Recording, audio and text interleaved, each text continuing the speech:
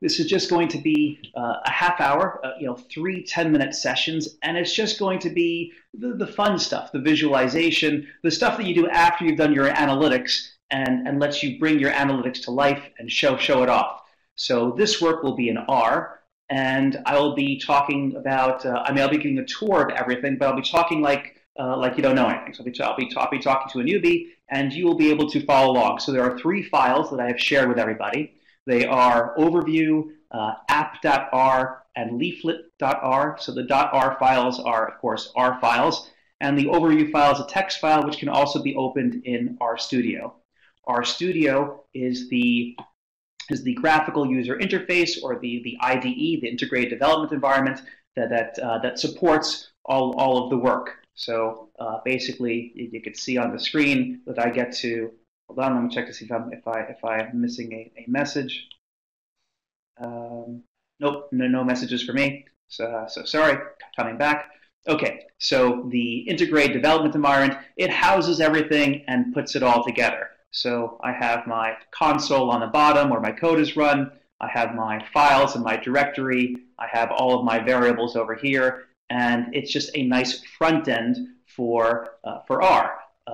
For those of you that don't know, R, of course, is just a programming language, and the programming language doesn't come necessarily with a nice little interface. So the language and the interface don't always go hand in hand, and of course there are other interfaces, but the nice thing about RStudio is that it is the mainstream interface, and so much machinery, so many tools are centralized here. So you really get to step into a very developed world, and we will be looking at 2 sets of that machinery that is already developed. One of them is called Shiny, and the other is called Leaflet. Shiny helps you take all of your analytics and immediately turn them into a web page, which is awesome. So you don't have to know HTML, and you don't have to worry about getting your work from R to HTML. Basically, there's a style of coding where R functions basically rewrite themselves into underlying HTML functions and create web pages for you. And that's what Shiny is. And then a similar apparatus is Leaflet, which will also do some JavaScript and HTML under the hood.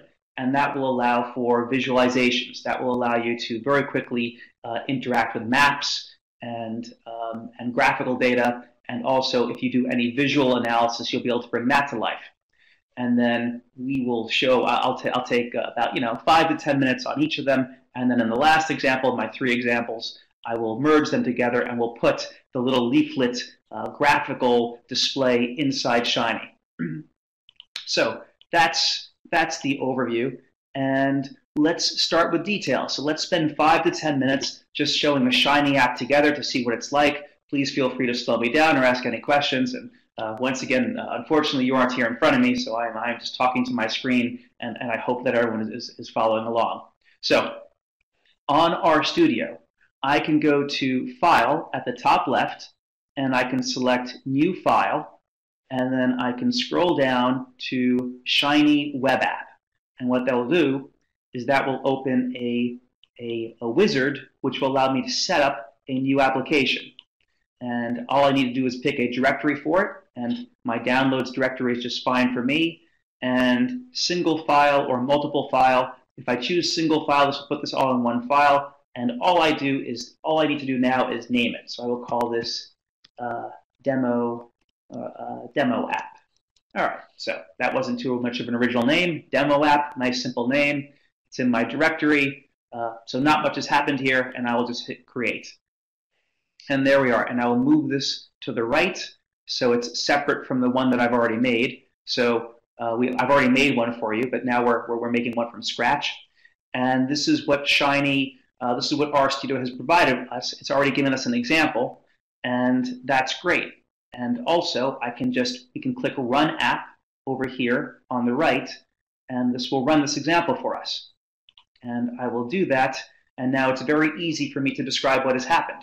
So it has taken practice data from a data set called Faithful, and it has made a histogram of that data on the right, and a little slider bar, which lets us decide how many of these little bins, how many of these little bars that we want.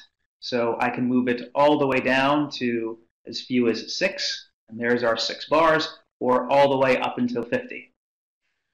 And you can imagine that this is what you can do after you've done some analysis. So this is, so this is just so this is just a view of work that has been done. In this case, not much work, it's all just sample, it's all immediate, but you can imagine how nice it is to rapidly be able to create a display of your work.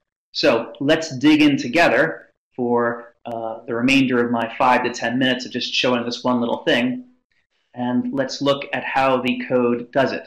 So the way that this happens is I'm going to delete all these comments on the very top, and you're welcome to follow along with me.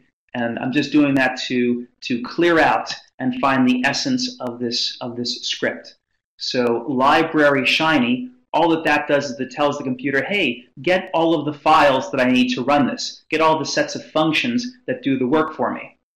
And we do have to have this once, but now that we have it once, we don't need it again. So I'm going to hide that, and I'm going to delete this first row. And now we have one set of code called the user interface, and that's where we have the interaction. And we have a second set of code, which is the server. So this app is made up of 2 sets of code, the server and the user interface. And the user interface has a title panel, which is old faithful geyser data. And then it has the slider input right over here, where you select from 1 to 50, and it defaults at 30, and the name of this is called bins. And now with that little bit of description, let's run the app one more time just to merge the idea of the code with this display. So here was the slider bar, and it was called bins. It goes from 1 to 50, and over here is the display of the histogram. And maybe I'll leave that running a little. I'll squish this a little bit and move it to the right. There we are. That's not doing any harm. And we can continue to look at the code. So here was the slider input, and over here is the main panel. And both of them are part of a sidebar panel. So what sidebar panel means is that we break this up into a left section and a right section. This is the sidebar. It has our slider input, and then we have a main panel, which is our histogram. And I do know that that's a little bit fast, but if you'll forgive the speed at which I'm describing that, that's the description of all of these inputs. And that's the user interface. So that's 1/2 of a Shiny app, the user interface part. And there are many, many widgets, which is little interface objects like this slider bar or this histogram as the output, which you can pick from in order to display your work. And like I said, it all gets written under the hood in HTML. You don't have to worry about it, and you instantly get to display the results of your efforts. So the other half, now to go to the other half, is how did this slider bar talk to the histogram? So I can move this around, and the histogram will update, and that's beautiful and great. But how did we get from this interface to the histogram that is part of the display? So now I will close this just so I can focus myself and scroll down a little bit. So that was the user interface. And I will scroll down. In fact, maybe I'll do a little trick here. Just a nice thing that the RStudio interface does is it lets you write comments which empower code folding. So there is UI, and over here, another comment, and I'll call this server. I'll do another for hashes. That's just commentary, but the commentary, when I put those 4 hashes, it enables code folding, so I will now fold that. All right, and now we're just looking at our server. So we've got 2 parts. We have the server, and we have the UI. Those are the 2 halves, halves, however you say that correctly, of our app. And let's now focus on the second half. So the second half is a server, which is always running, always ready to receive input. And it comes in the shape of a function, which is receiving inputs from the user interface.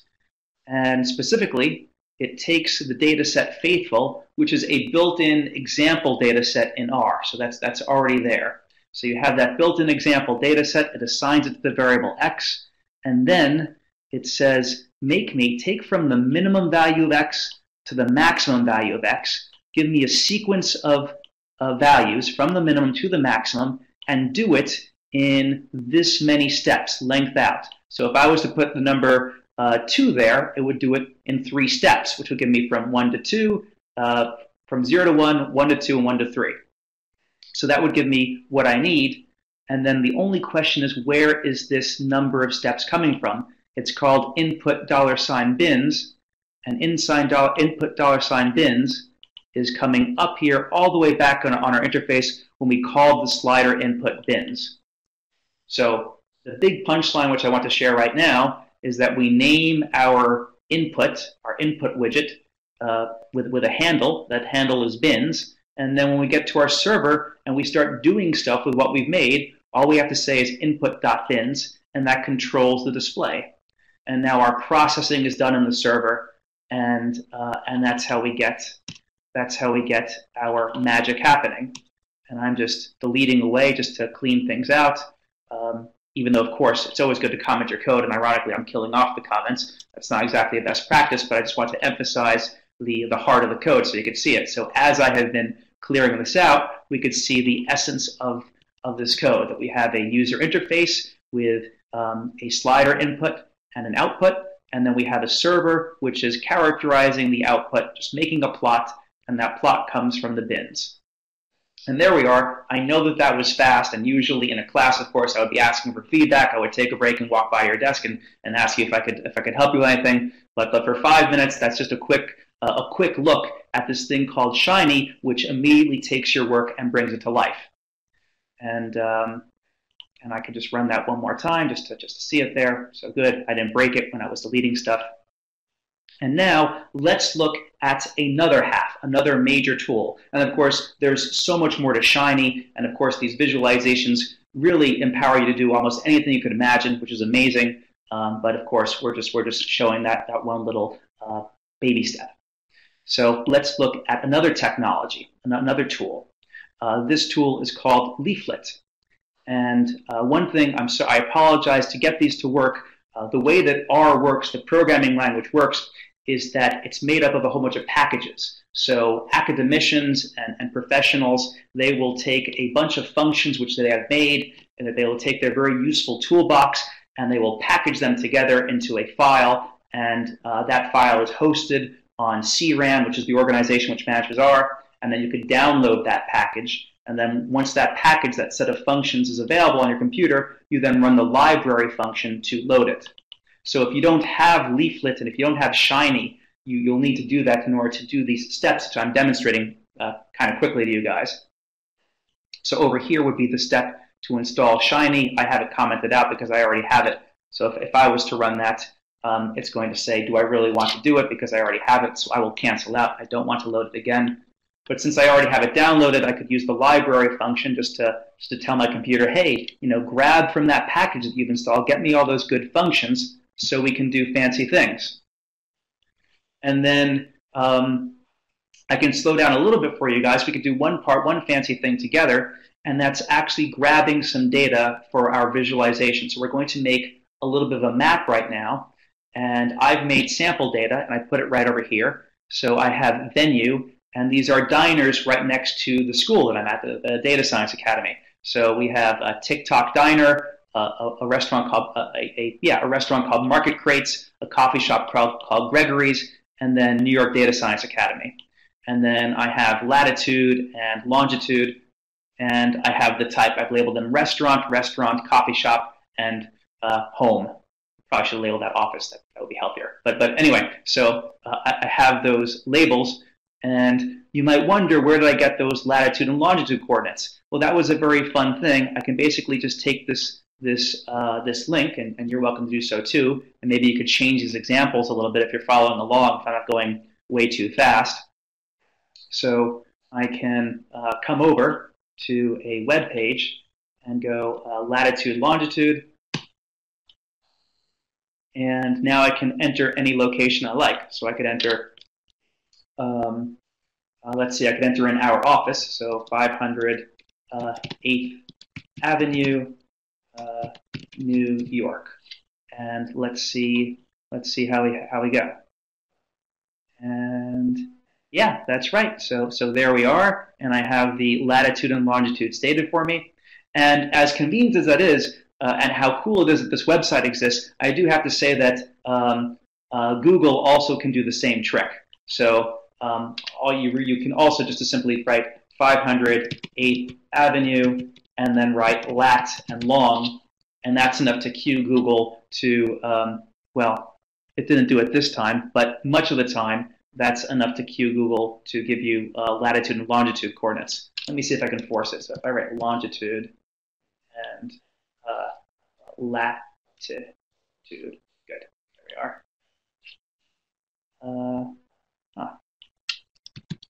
TikTok diner. I'm fighting for it. Aha, good. So it was worth fighting for. So it's still a good bet. Google still does great stuff here. So you can just Google, and if you type in latitude and longitude, a good fraction of the time it will just show up and give you the coordinates. Okay, so what I did before this class, just setting up for you guys, is I actually, I made this mini example, and I actually thought, and I Googled for all these coordinates, and then I did some basic R coding. So if you're familiar with this, I'm going to put all of these little details into vectors. So vectors are just ordered sets of numbers, ordered sets of values of the same type, and I'm going to put them all into a data frame, which holds vectors of the same length but different types. So now I have this big collection called My Locations. I can display it on my screen. There's all my stuff. There's TikTok Diner, Market Crates, Gregory's Coffee Shop, the latitudes and longitudes, and then the type that I've represented them as. And now I can use this leaflet tool to make some pretty cool displays happen. So I'm going to save this output as the variable m. And so when I run this line, nothing is going to happen, but I will run the next line, and there is our area. So here is the school, and here is Market Crates, here's TikTok Diner, and here's Gregory's. And I could click on them, and the names pop up, and that's just a lot of fun. And then if you're following along, the second set of code just adds a little bit more to it. So we can set color factors. So basically we set different colors to represent the different types. So I have a field called My Location type, and that's where the, were you a restaurant, were you or a coffee shop, or were you home? So now I have a set of colors ready to go for the types. And of course, this is the kind of thing that you figure out over time. I'm doing this extremely quickly, but having done it, after you do it a couple of times, you learn your way around this little bit of code, and then you could do fun stuff. So here's the next fun thing. So now I've done this again, and this time I have it color coded. So my restaurants are green, and I wrote a little comment. So this venue is Market Crates. This venue is TikTok. This venue is New York Data Science Academy, and this venue is Gregory's. And I probably should have taken out the letter A there because that doesn't quite. That's a little cleaner. And then one last little version of this, still just showing off functionality. I recognize that this is too fast to follow, but just to show off the next little thing you could do, you can then add a cluster capacity to this and a legend. So now I have the same thing again, and I have a little legend there showing these types. And what clustering does is, as I zoom out, it puts them together. So now I have 4, and then they're all going to just become one thing. And that's kind of fun. And then, of course, I can zoom back in, and eventually, as I get closer, they will start to spread out. There's 2, and now they're individual. Okay, so that was Leaflet, and I think that was definitely my second 10 minutes. And for my third 5 to 10 minutes, let me quickly put these together. So we've just seen Leaflet, and we've seen our app. So we can imagine doing a couple of things. We can imagine changing the slider input to a different type of input that lets us select what type of venue we are. So what I did is I improved the example a little bit, So now I'm at the top of the example that I made for you guys. I made an example called app.r, just like our previous app.r, but this time at the top I not only have our venue, our latitude and longitude, but I added some details. So how's the food? Is it good, okay, or for New York Data Science Academy that's not applicable. How's the coffee? We have good coffee here, and study space. The diner nearby actually has good study space, so I gave them a pretty good. So here are my richer set of vectors to make the example with. And here are, now I'm going to put them in a data frame called my locations. And we could take a quick peek at that. So let me make some room for it. Control L, and let me run that again. There's my locations. So we have the data set now expanded with a couple more fields to it. And we could have a user interface as we did before, but this time, rather than the previous user interface, so remember the original one that had the slider bar, I'm replacing the slider bar with radio buttons.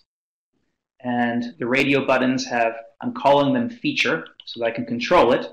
Right? The previous time it was called bins in the example that I gave you. This time it's called feature. And the choices that I can choose for are food, coffee, or study space. And that, of course, is meant to match food, coffee, and study space. And then the output is just going to show us the plot. In fact, I didn't change the plot name. It's still called distribution plot, like it was in the original example. So that is the extent of my changes to the UI, to the user interface half of Shiny. So that's playing with the first half of Shiny. And then we've just got the second half. We're going to make something cool happen under the hood.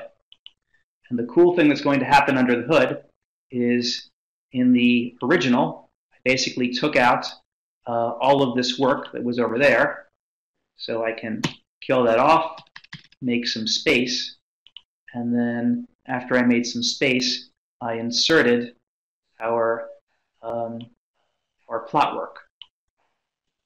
So I just grab what we did in Leaflet, I grabbed the fancy stuff, and I put it in the plot engine of that basic example.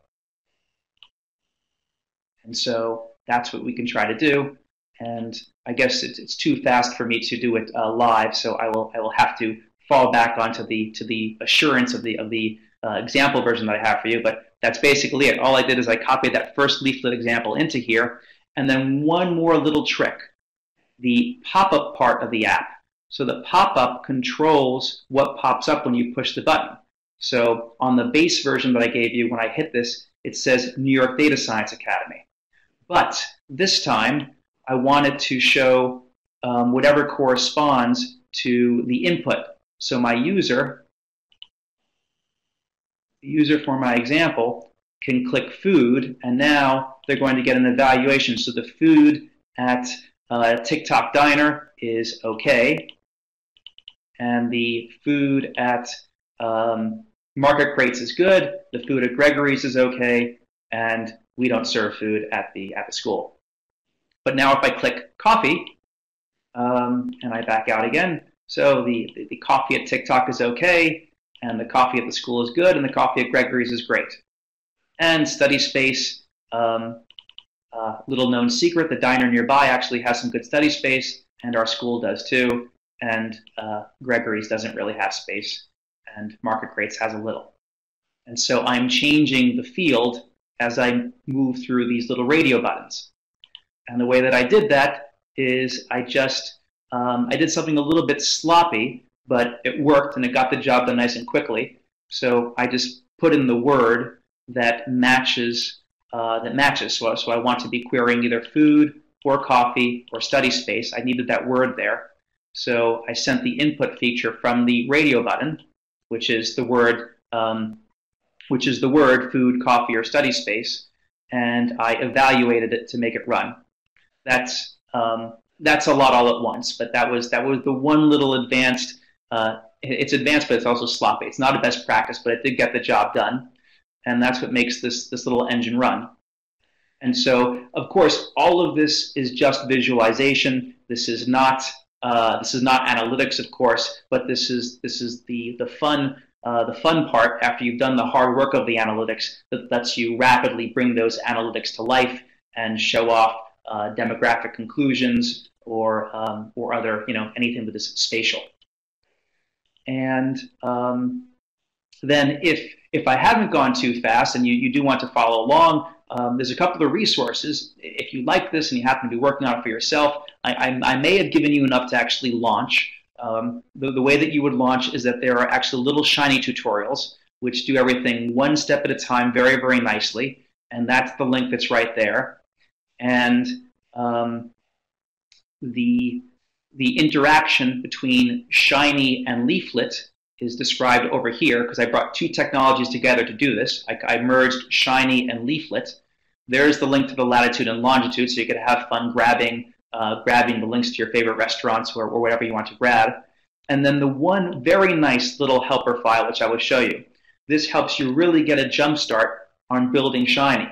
I mean, no matter what, it's not as fun passively as it is actively. It's more fun when you for yourself want to build something, and then what can really get you up and running is a web page like this, where you have all of the different types of interaction widgets. So these are all widgets, and so there's the slider that we saw before, and all you have to do is click over here to click See Code, and then after the page launch, it shows you the example and it shows you the code that controls it. So there's the user interface half of the code, and there's the server half of the code, and that's how you get the slider to work. If you want to get something else to work, like any of these, like the radio buttons that you saw me do, or just a single checkbox, or a run button, all of these different interfaces can be made to work, and all you have to do is click on See Code, and it'll show you how to get it up and running. So that is a very fast but hopefully slightly adequate launch. So if you were dying to make a Shiny app, you would be able to fight through it over a very long day. But that is my quick tour of taking some analytics and creating a visualization of them. So I hope you like that, and I'll hope to talk to you guys someday in the future.